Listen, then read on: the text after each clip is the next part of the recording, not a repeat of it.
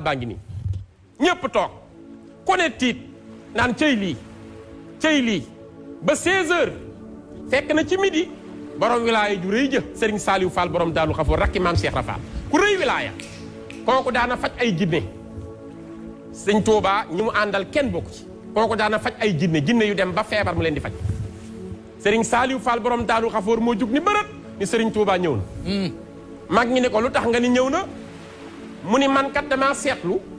ca subaak léegi bi bato bi kosteeg léegi sama tànk bii lay laxasu su ma ko tegee ci suuf day laxasu rek te mu wóor ma ni ku dul Serigne Touba mënoo laxas sama tànk baatin bii laxas sama tànk Serigne Touba képp la mën a doon kon sëñ Bamba ngi fi ñu toog ba 16h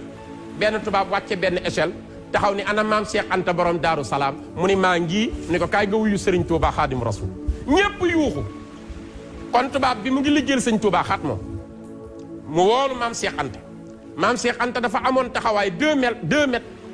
jege na ko wala mu romb ko 0,2 bi mu dee bërëb mu ngi solu fari la woon ku rafet lu muy sol la noobulu islam la woon moo njëkk a fekk Serigne Touba ci biir bato bi borom Daaru Salaam nee na bi mu duggee mu ngi fekk Serigne Touba sol mbaxanem curu cara jàkkaarloog penku bi fu mu toog xibla lay jàkkaarloo téye fulkul mas'ud ak kaamilu alxuraan kawar gaa ngi sëq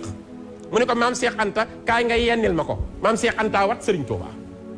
foofu la waxee ak moom ni ko Cheikh Anta mu ne ko Mbàkke mu ne ko Cheikh namoon naa leen mu ne ko Mbàkke noo la raw mu ne ko Cheikh mu ne ko Mbàkke mu ne ko tubaab bi war naa ko ci géej gi loo xam ni ba àddunay tukki du ko nettali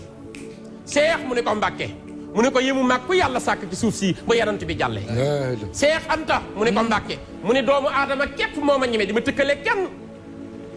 ndax li may nit comme moom ñëw ci forme humaine waaye bokk mag ku yàlla bind Cheikh mu ne ko Mbàkke mu ne ko Cheikh biir bi ma nekkee ci géej gi damay julli ci bopp waxtu saa su ma jullee dama koo jàppul rusuma sama taalibe jaar sama mboor xool samay trace du ci fekk mukk lu rusloo sama taalibe Cheikh Anta mu ne ko Mbàkke mu ne ko waat naa wàcc naa waataaleel képp ku ma yaakaar tey ëllëg jënu jëm. jërëjëf 1902